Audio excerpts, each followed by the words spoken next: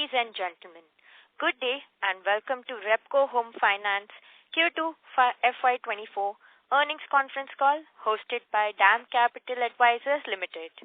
As a reminder, all participant lines will be in the listen-only mode and there will be an opportunity for you to ask questions after the presentation concludes. Should you need assistance during the conference call, please signal an operator by pressing star, then 0 on your touchtone phone. Please note that this conference is being recorded. I now hand the conference over to Mr. Sanket Chheda from DAM Capital Advisors Limited. Thank you and over to you, sir. Good afternoon all. Welcome to the Q2 FY24 earnings call of Repco Home Finance Limited. We have the entire senior management team with us. Mr. K. Swaminathan, MD and CEO, Mr. T. Karunakaran, Chief Operating Officer, and Ms. K. Lakshmi, Chief Financial Officer. Without much further ado, I would like to request Mr. K. Swaminathan for his opening remarks and post which we can take the question and answer session. Over to you, sir. Thanks, Mr. Sanket of DAM Capital. On behalf of Repco Home Finance Limited, we would like to welcome all to this earnings call for the quarter ended September 30, 2023. I wish you all a very happy Diwali. Thank you all for joining us, especially during the festive season today. We are happy to announce that the growth momentum seen in the last quarters has continued in Q2 FY24 as well. The company is progressing on its business parameters and is positive of meeting its guideline numbers. The structural changes that have been in process across the organization, which we also mentioned in our previous earnings calls, like delegation of powers, implementation of new IT software, etc., are beginning to yield results, and we are confident that we would be able to see the combined effect of all these changes in the coming quarters. We were able to achieve disbursements of 797 crores as against 746 crores of Q2 FY23, registering a growth of 7% YOY. Our sanctions stood at 860 crores as compared to 830 crores last year, recording a YOY growth of 4%. Our AUM stands at 12,922 crores, an increase by around 7%. The ratio of exposure between non-salaried and salaried segment stood at 51% and 49% respectively. The share of housing loan is 76% of the book, and that of home equity is at 24%. During the quarter, we were able to reduce the GNPA significantly from 695 crores to 657 crores, which is 4.9% of the AUM, and the net NPA stood at 272 crores at 2.2%. GNPA numbers have come down by rupees 150 crores approximately YOY, the two organically. We have a total provision of 526 crores with a provision coverage ratio of 57.4% exclusively for stage 3 assets. Our systematic and relentless action on NPA accounts is proving fruitful and would continue. As of September 30, 2023, we hold 573 crores of restructured portfolio outstanding, of which approximately 183 crores are in stage 2, stage 3, and the remaining are in stage 1 and 2. Profitability parameters. Our NIM for Q2 FY24 improved to 5.4% from 4.9% in Q2 FY23 and 5.1% in Q1 FY24. We have been able to successfully transmit the increase in our borrowing costs and also improve our margins. With a spread of 3.4%, our average yield on loans sanctioned rose to 11.8% in Q2 FY24 as compared to 11.6% in Q1 FY24. The net profit grew 10% sequentially and 38% YOY and amounted to 98 crores as against 89 crores in Q1 and 71 crores last year. Our ROA and ROE improved to 3.1% and 16.1% respectively in Q2 FY24 as against the figures for Q1 at 2.818 and 15.8%. We are glad in informing that the company has achieved these numbers despite the increase in establishment costs due to salary revision and increase in legal costs due to increased recovery efforts.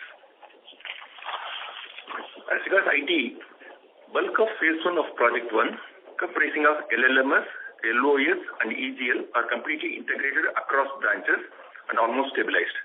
A few more applications will get completed shortly under phase 1. The company has started preliminary work in implementation of phase 2 applications covering HR, audit, etc. And the entire phase 2 of the project, comprising of department-specific applications, is expected to be completed by first half of next year. A total of approximately 20 crores have been spent so far for the new software. Branch network. As of September 30, 2023, we have 199 touch points across 12 states and 1 union territory, comprising of 166 branches and 33 satellite centers, with additional 2 asset recovery branches. During the first half of the year, we have upgraded 7 SAT centers into branches and have also opened 7 new SAT centers. Our board has also approved opening of 8 new branches, upgradation of 1 SAT center into branch, and opening of 4 new SAT centers. The company is on track on its profitability and GNPA figures. We had planned a reduction of 100 crores in GNPA for the entire financial year, against which we have already reduced 82 crores in a span of 6 months. Our profit guidance was 350 crores for the whole year, and we have achieved 187 crores in the first half. In the remaining 2 quarters, our focus would be on taking the growth numbers to the next level, and we are quite positive on this. To summarize, I will summarize the key financial highlights for the quarter before opening the floor. The loan book stood at 12,922 crores, registering about 7% YOY growth. PAT for the year surged 38% to 98 crores YOY. ROA and ROE stood at 3.1% and 16.1% respectively. The core profitability has remained strong with a solid spread and margin of 3.4% and 5.4% respectively. The gross NPA has shrunk to 4.9% with a stage 3 coverage of 57.4% and net NPA is at 2.2%. Once again, I thank DAM Capital and all people who are participating, and we would welcome all your calls. Thank you, sir. We will now begin the question and answer session. Anyone who wishes to ask a question may press star and 1 on their touch-tone phone. If you wish to remove yourself from the question queue, you may press star and 2. Participants are requested to use handsets while asking a question. Ladies and gentlemen, we will wait for a moment while the question queue assembles.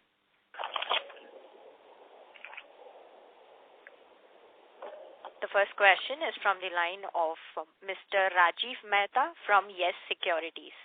Please go ahead, sir.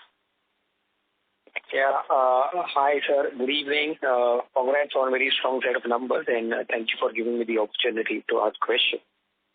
So, sir, firstly, sir, you said that you are very confident about achieving your growth number for the year, which is around 12%. So when I look at our first half growth or otherwise when I look at our first half disbursement growth, we need to achieve much more in the second half. Mathematically, we need to achieve 30% growth Y&Y in the second half disbursements, as well as in terms of AUM, we need to grow AUM by 4% Q-on-Q for the next 2 quarters. Are we very confident about it that we'll do it? And also, if going into the next year in FY25, how do you see growth? Because you spoke about the focus now will be on the next level growth. How do we see growth in FY25, and what is the plan to achieve that growth? Thanks, Rajiv. Thanks for bringing the particular issue in focus. See, I do agree that maybe the first half we did not do as much as we were originally planning as regards disbursement numbers. But what are the issues that are facing now in the second quarter is a festival season that is already ahead. And normally our second half will always be better than the first half. These are all the factors which give me some confidence that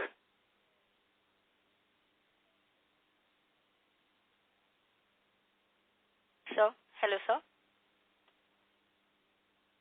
Yeah, I am there. I think his line is dropped. Yes. Participants, please continue to hold. We have disconnected. We have got the management line disconnected. Please hold on.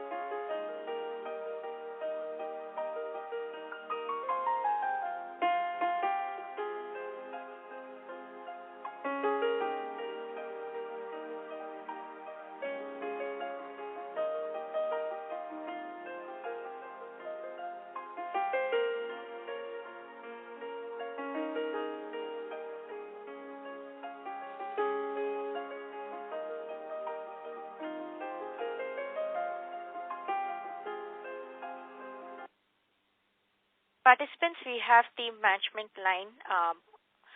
Sir, you can proceed with the answer. Yeah, I would like to answer Mr. Rajiv's query. Mr. Rajiv, you are right that maybe the first half numbers, especially on disbursements, are not as per our target. But we are somewhat positive as regards second half. For the simple reason that the festive season is ahead. And historically, this company has been doing very well in the second half compared to the first half. So with all these numbers, at least for the present, we do not want to revise our numbers on disbursement for the whole year. Maybe we will take a view at the end of the third quarter, then we will take a call. But as regards the other numbers, as I told in the initial speech itself, as regards recovery and profitability, we are on track. We are confident that the growth numbers also will pick up in the coming months. Sure, sir. A part of the question was about how do you look at growth in FY25, because we've been emphasizing about the next level growth. So if you can just kind of, more spell out whether can we go to 15% plus growth in the next year? Is that a part of our plan? Okay. See, today I am unable to give you a specific number because I have not got any board approval for the same. But we as a management, we would like to have an increased number, maybe 15 to 20%, like any other housing finance company in the next year. Got it, sir. And on stage 2, if you can tell us how was the movement in stage 2, because initial bucket collections, collection team was also strengthened by us, and whether are we seeing any benefits in the form of any reduction in stage 2 assets? Stage 2 numbers, though we have not given, stage 2 numbers are steadily coming down. As of now, it is around 12%, but we are quite confident that by the year end, but by the quarter end, we will be reaching 10%. So going forward, the stage 2 numbers will come down quarter on quarter, that is for sure. Sure. There's just one last question is on spread and NIMs. So the portfolio yield seems to have gone up by 30 basis points sequentially. If you can elucidate what are the factors behind this sharp increase in portfolio yield, and is there any one-off related to a very significant NPL reduction that we saw? I mean, did we recover any interest on the NPLs, and which is why there could be some one-off or lumpy interest accumulation in the quarter? Is there anything of such, item in the portfolio? Definitely, there is no any one-off either in the income side or in the expenditure side. There is no such a one-off event. Maybe in some of the OTS recoveries, maybe we would have got some interest, extra interest, but that is the only thing. But there is nothing special. One thing, maybe because we have started repricing all our book every quarter, every third month, instead of every sixth month earlier, maybe that is giving an effect on the increased profitability. Got it, sir. I'll come back in the queue. Thank you so much. Thanks, Rajat. Thank you. The next question is from the line of Mr. Abhijit Tibrewal from Motilal Oswal Financial Services. Please go ahead, sir. Yeah, thank you. Good evening. Sir, first things first, if you could just explain this trade-off between NIMs and growth that we are seeing very clearly, sir. Congratulations to you and your team. A very good expansion in margins, almost 30 basis points expansion in margins that you reported. But at the same time, sir, there is muted loan growth that we are seeing in the book. And at the same time, you said there are no one-offs in the yields. But sir, if you look at the entire mortgage space, right, incrementally everyone has reported or is talking about yields to come down because they are trying to retain good customers by offering attractive interest rates. The new business that happens at lower rates than the existing customers. So, sir, will it be kind of fair to say that, BT outs which can be stemmed by offering attractive interest rates or top-up loans to customers, you are not doing at this point in time. So either you are not retaining your good customers, or another way to think of it is maybe you lend to customers who do not come to you for BT outs because there is no one else higher up in the pecking order who lends to them. So how should we think about this whole NIM versus loan growth kind of a conundrum? Okay. Thanks, Abhijit. See, as far as BT house is concerned, I am confident that the BT house is not the issue for our loan growth. One or two things. See, BT house in the last quarter was only 38 crores as against BT in of 68 crores. So BT house is not a major issue. One such thing you must also take into account. See, this is because of our increased efforts. Our AUM is also coming down. So our net book growth should also take into account the reduction because of NPS. So that is one of the reasons which is a differentiating factor between our company and the others in the sector. Because of our higher NPS and the recoveries are also bringing down our book growth. This is one thing. And your point on NIM versus growth, yes, that is well taken. We will also discuss internally. If there is an issue, we will definitely take a view and going forward. But only thing is, see, our mix of salaried and non-salaried, our documented, non-documented thing is slightly different from the other HFCs. So we are somewhere in between, and neither we should yield too much nor we should charge too much. This is our predicament. Definitely, we will take a view going forward. Got it, sir. This is useful. So the second question that I had was, how should we look at home loans and LAP, these two products that you do? Sir, I think I remember I asked this question last time as well. If I look at the YOY growth, 1% growth in home loans, 30% growth in LAP.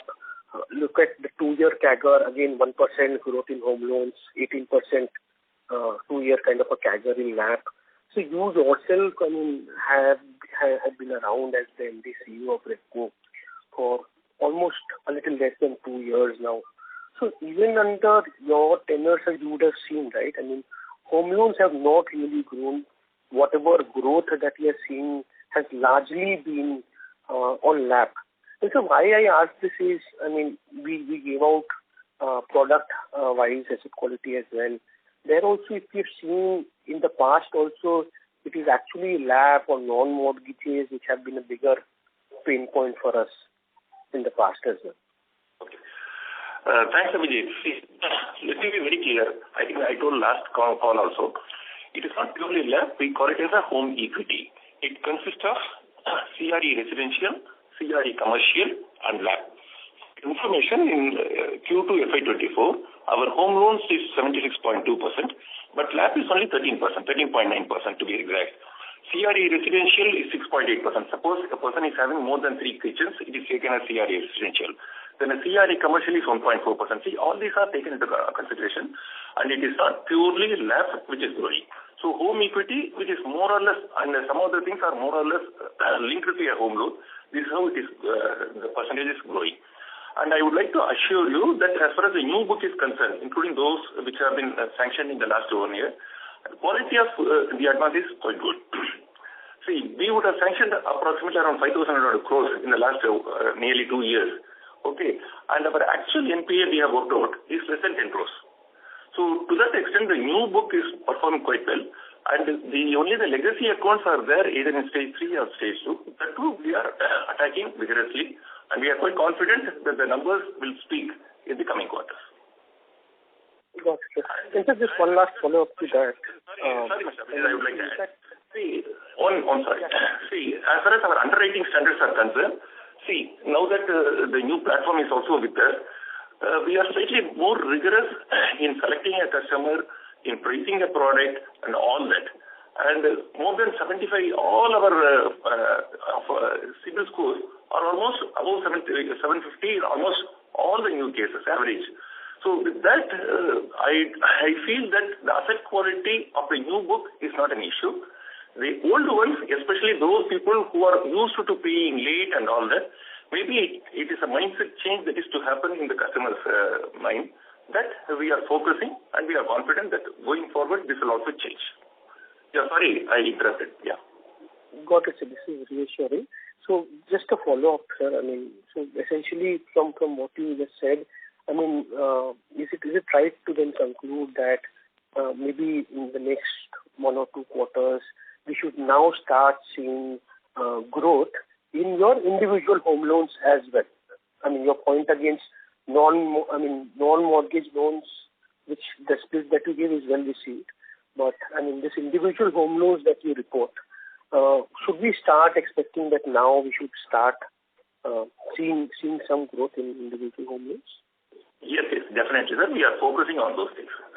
Definitely, we are focusing on those things. But only thing is, I would like to take few people into consideration that, see, this company is around 23 years old compared to many others who are recent launching. So there is sort of a normal closure in addition to the BTOs. So that is there, which is a differentiating factor for this company with the others. But as you rightly pointed out, yes, we are focusing more and more on home loans. In fact, for some good quality customers, we have even reduced the interest rate in the festive season, just for improving the numbers in the home loan portfolio. Got it. This is very, very useful. Again, congratulations on a very good quarter. All the very best to you and your team. Thank you. Thank you. The next question is from the line of Mr. Akash Jain from Money Curves Investment Analytics. Please go ahead, sir. Yeah, thank you, sir. I think we have done a great work on especially the recovery side.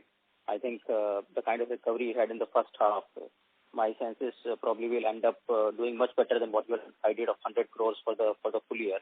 I think again the question is on similar lines to the earlier two participants in terms of growth. I think what I wanted to understand a little was, if the BT out is not so high, like the number you just said, then why is the book rundown so strong? So I'm not able to understand how our book rundown is so high when the BT out number is so low.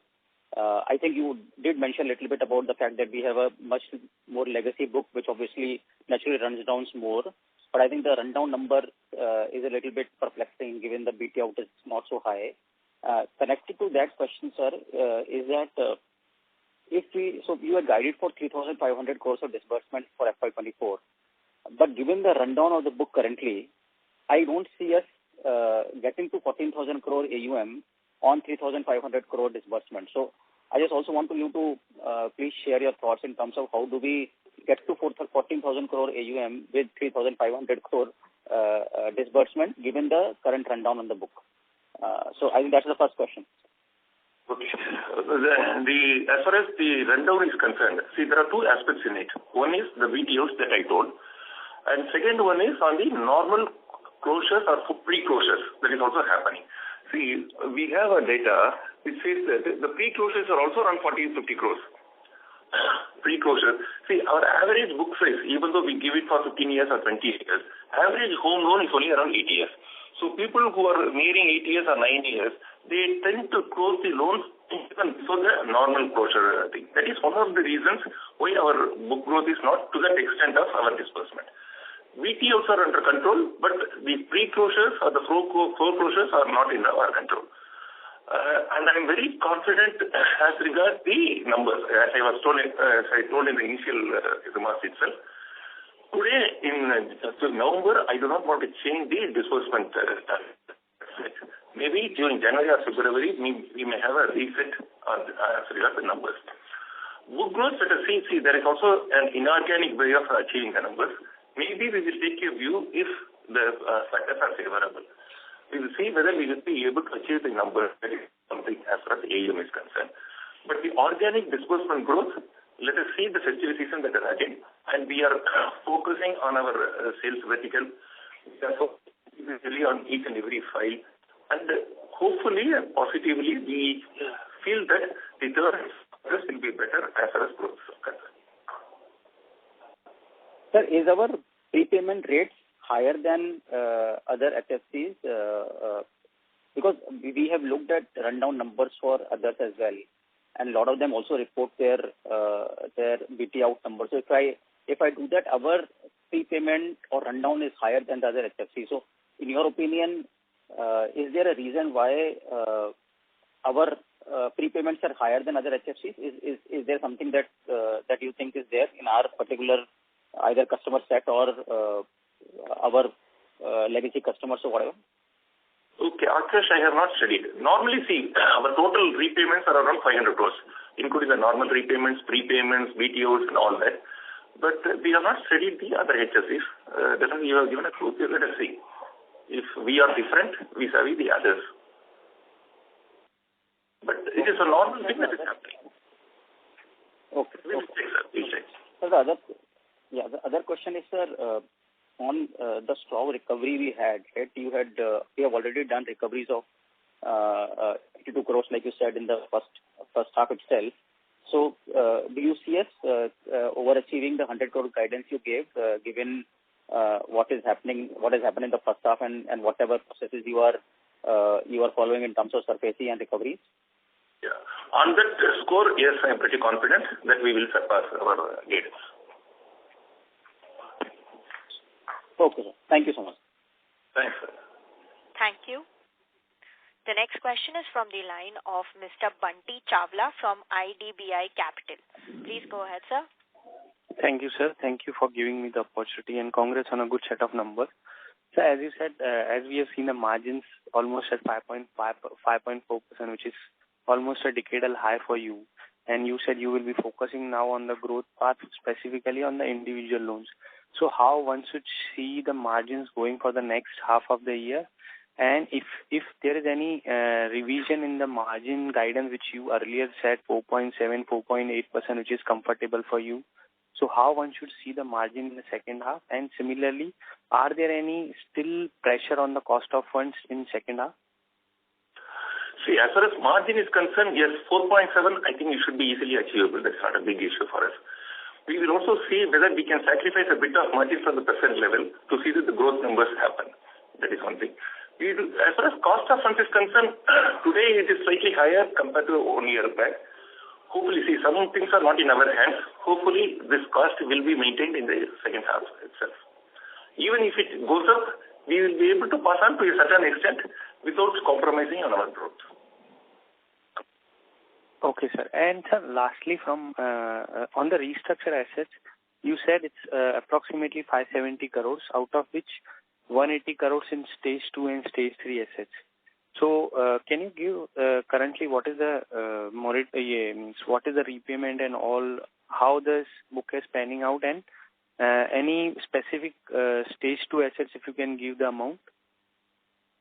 I do not see. Let us be very clear. It was 770 crores.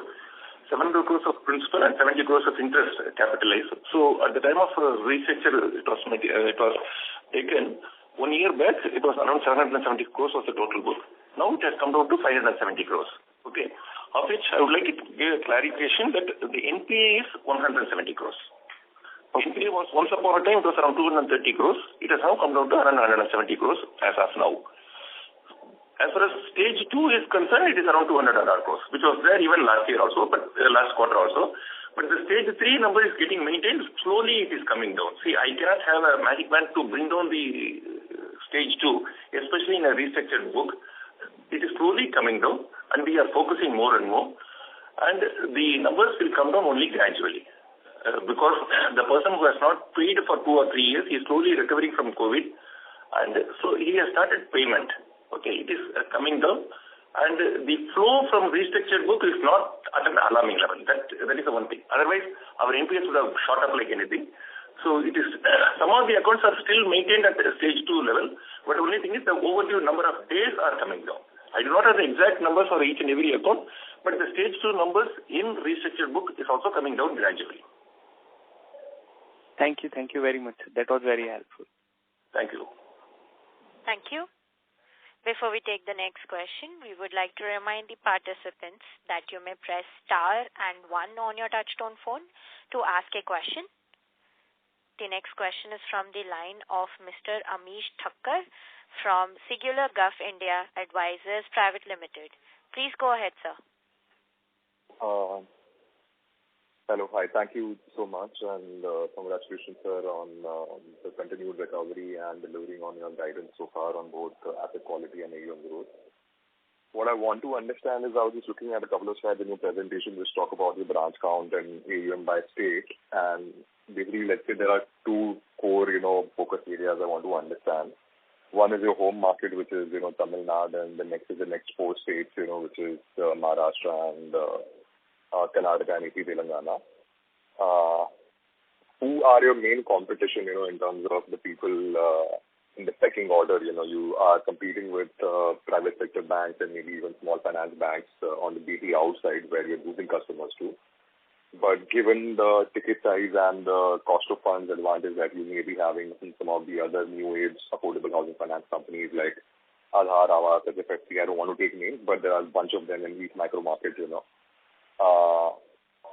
So I just want to understand who's your real competition in your home market, who's your real competition in the next 3-4 states, that are focus areas, and maybe the last part, if you want to talk about, the other segment, that you've reported seems to be growing much faster compared to the top 4-5 states for you, 17% QOQ growth. The other states, which are areas where you would think the competition is limited and hence your focus area will be going forward in terms of AUM growth, adding more branches, and where your cost of funds advantage and your understanding of the target customer is better than the competition and the strategy going forward.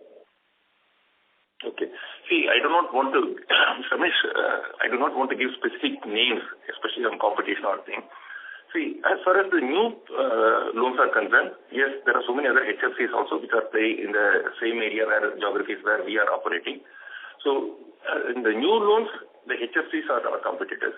Whereas in BTOs, it is mostly the banks, especially those with the 2 or 3 year vintage. And when the civil scores have improved, the banks are the competitors who take over from us. Okay, but in the new proposals, it is like any other HFC, all other HFCs are also our competitors. And and the banks are not in competition as far as the new loans are concerned, because our segment of customers is totally different from the banks. Yeah. And what is happening in your core market, which is Tamil Nadu, and the strategy in some of the other non-core markets and the new states, where you're growing 17%, QOQ. What is happening right? Are you adding more branches in these states? Which are these, focus states, if you can just highlight 1 or 2 states? Okay. See, we have already opened a few SAT centers. We call it a SAT center. That is the hub branches that we are calling, core hub branches. We have already done something in Karnataka. We will be opening 2 or 3 more branches in Andhra and Telangana. We have plans to open 1 or 2 branches in our Ahmedabad region, comprising of Gujarat, Madhya Pradesh and all that. We will be opening. So another 7 centers we will be opening in the second year in non-Tamil Nadu area. Tamil Nadu, where we are having core operations, we will be doing at least another 6 or 7 in the second half. Okay.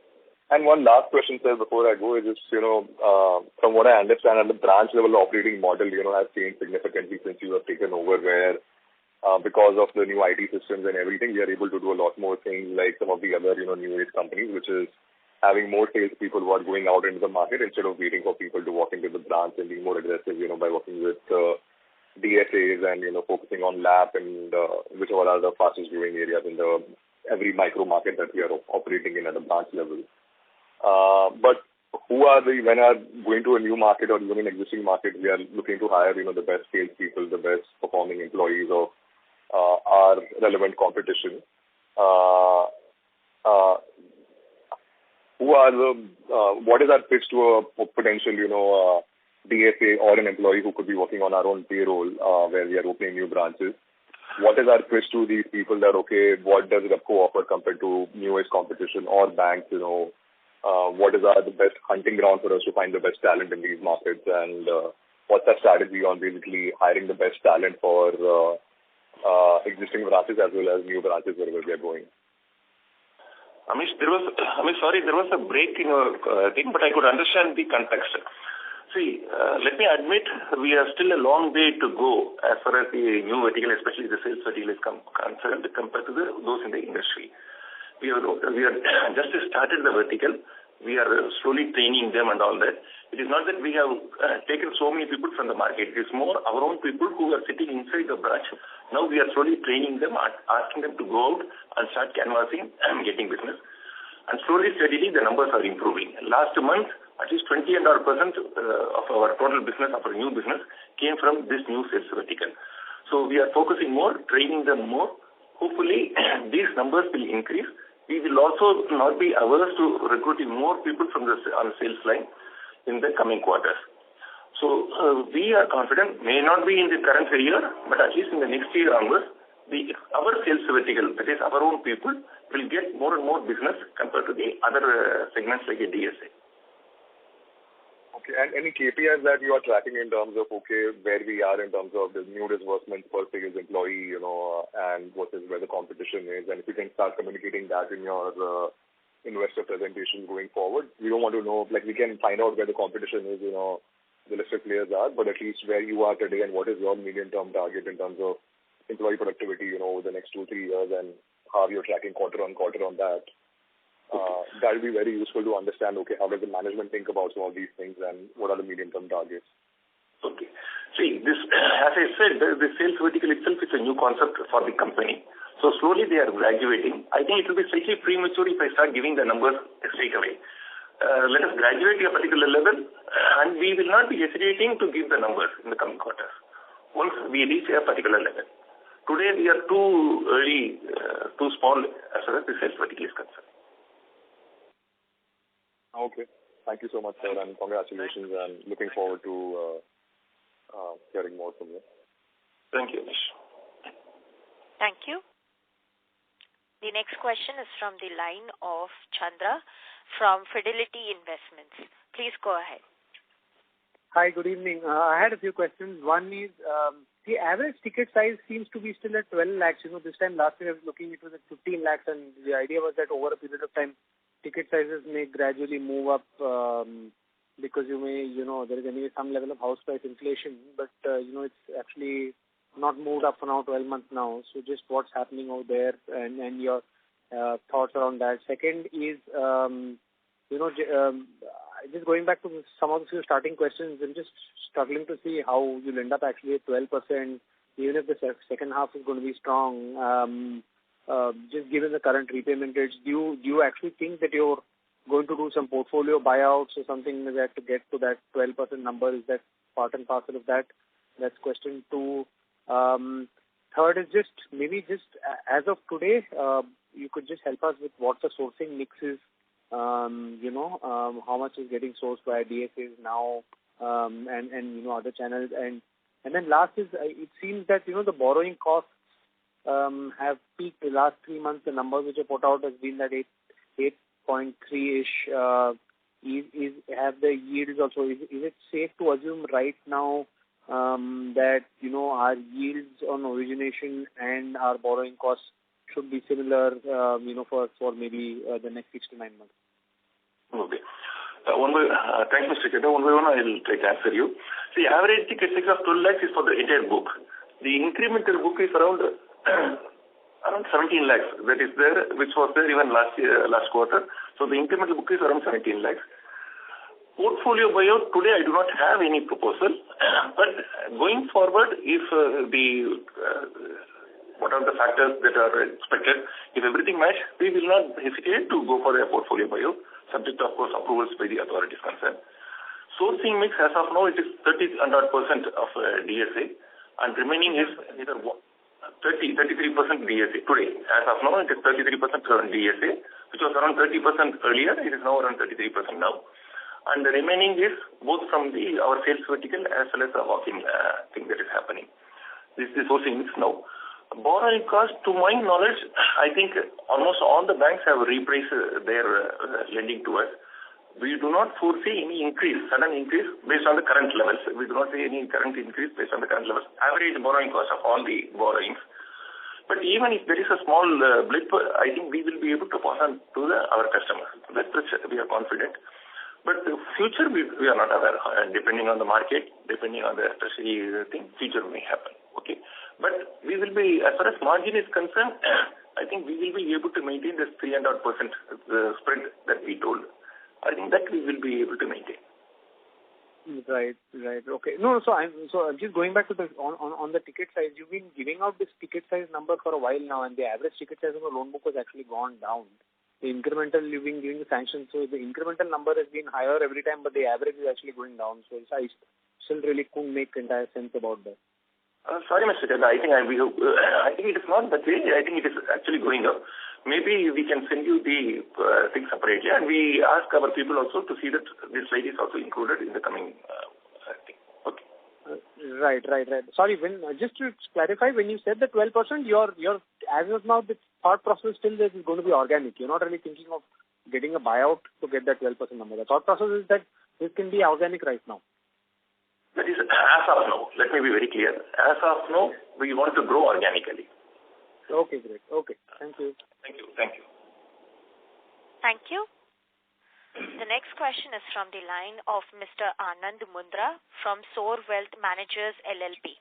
Please go ahead, sir. Hello. Yeah, congratulations, sir, on the good set of results. So my first question was, what is the reason for reduction of loan from National Housing Bank? That is the first question. Let's do one by one, sir. It would be easier for you. Okay. See, NHB, we have not availed any facility for the last 1.5 years, 2 years. For simple reason, some of the covenants we could not meet last year. But now we become eligible. We have applied. Hopefully, if we get, the NHB numbers will go up. It is coming down for the simple reason we have been repaying their debts. Okay, so going forward, we may see increase in loan from NHB because we would have met some conditions, or we would have applied the loan. We have applied, sir. We have applied. And I can't say about the sanction. Once the sanction comes, we will be availing and the numbers will start going up. Okay. Sir, you have mentioned in the previous calls that you have put up teams for sales and collection both in most of the branches. So just wanted to understand how many people you have put for sales and how many people you have put for collection. See, sales around 200 people are there. Collection around 100 people are there as of now. Going forward, the sales numbers have to go up. We are also contemplating. Maybe we will increase. And this 200 people you have put from which month, sir? April? Or from this particular financial year? I should say it started from July, August, sequentially. And they are all raw. Let me be very clear. They are all raw, drawn from our own system. We did not recruit from outside. And slowly they are graduating. And these 80 people in collection team also have been put up in July and August only, sir? Collection team is fairly old. I think they are now at least 6 months old. It is slightly well-oiled, I should say, compared to the sales thing. Okay. But the collection numbers should be... benefit of the people for the sales team will accrue in the next 2-3 quarters now. Because they are just put up in the last quarter. Yes, that's why I'm saying it will take some time for the sales team to move forward and the numbers to go up and all. As I said, since they are new. But collection team is good. That is one of the reasons why we are able to contain our NPS slippages. Okay. Sir, what was our BT in for this quarter? 1 minute, sir. 1 minute.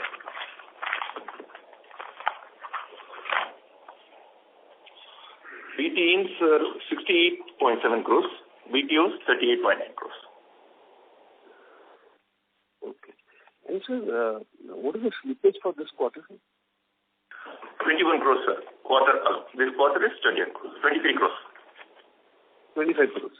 And then, okay, last question, sir. I have compared the numbers of other NBS housing finance companies, and stage 2 is quite high for our company, as you all already know, sir. How do you see this panning out, sir? Whatever the number we have of stage 2 over the next 2-3 years, what is your target, sir?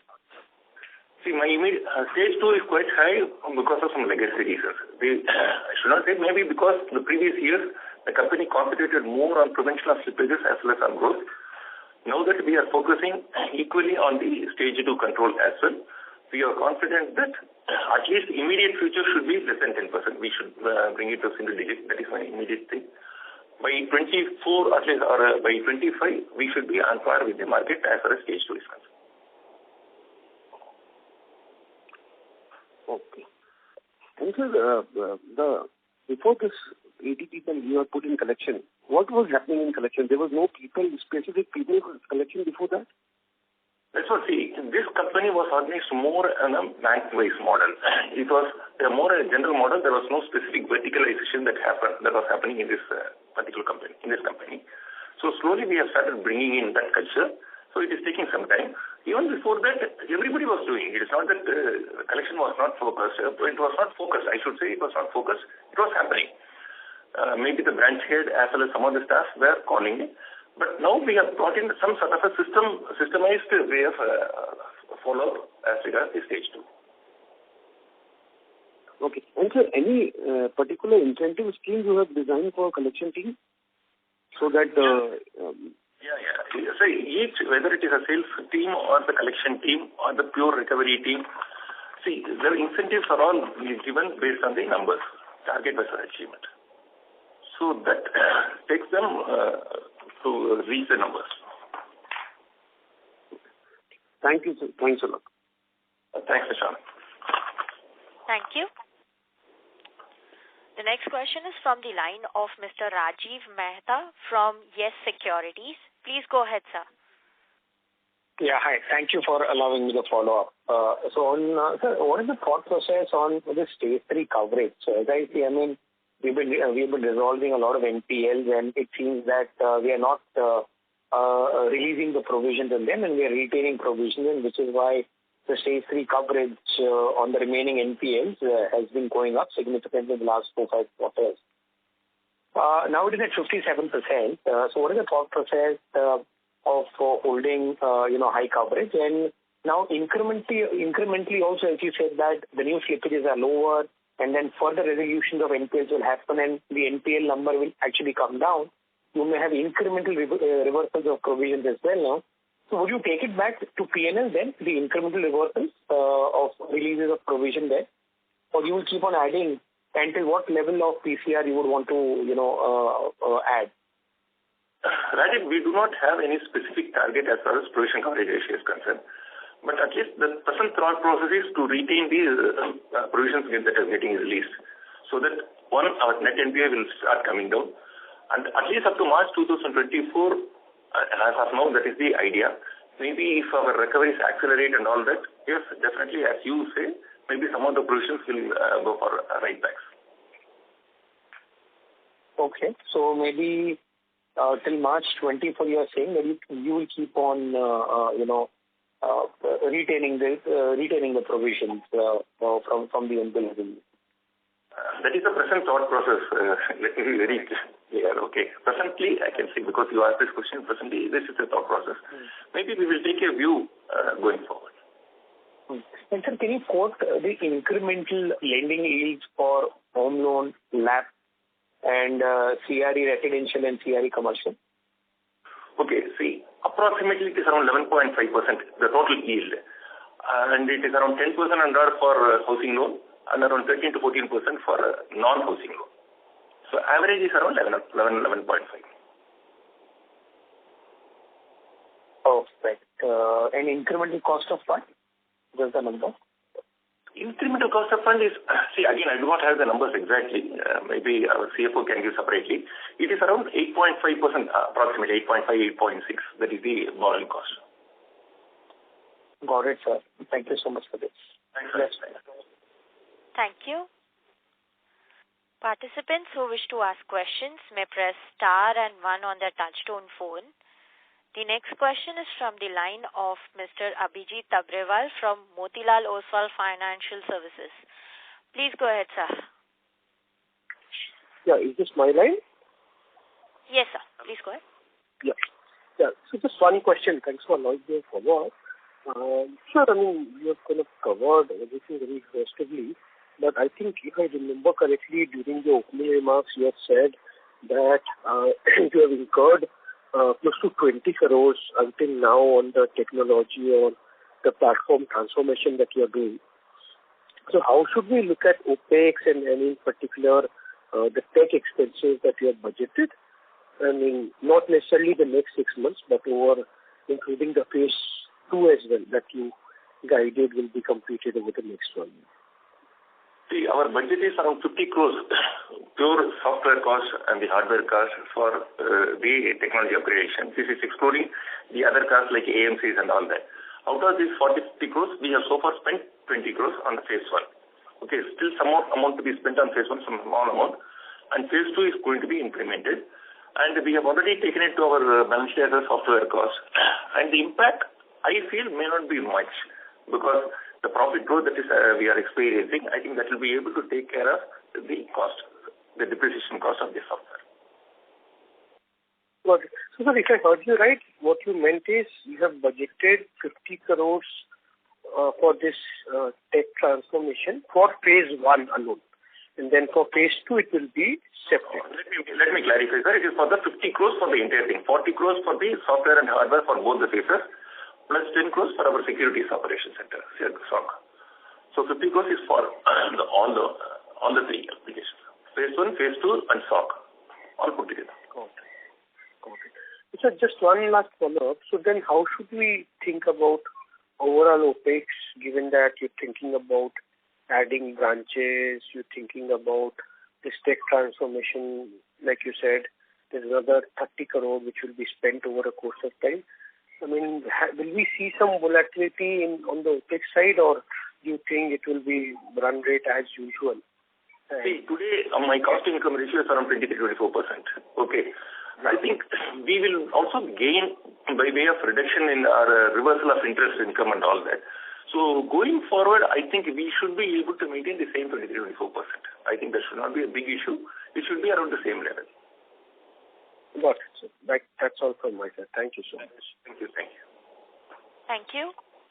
In the interest of time, that was the last question for this session. I would now like to hand the conference over to the management for closing comments.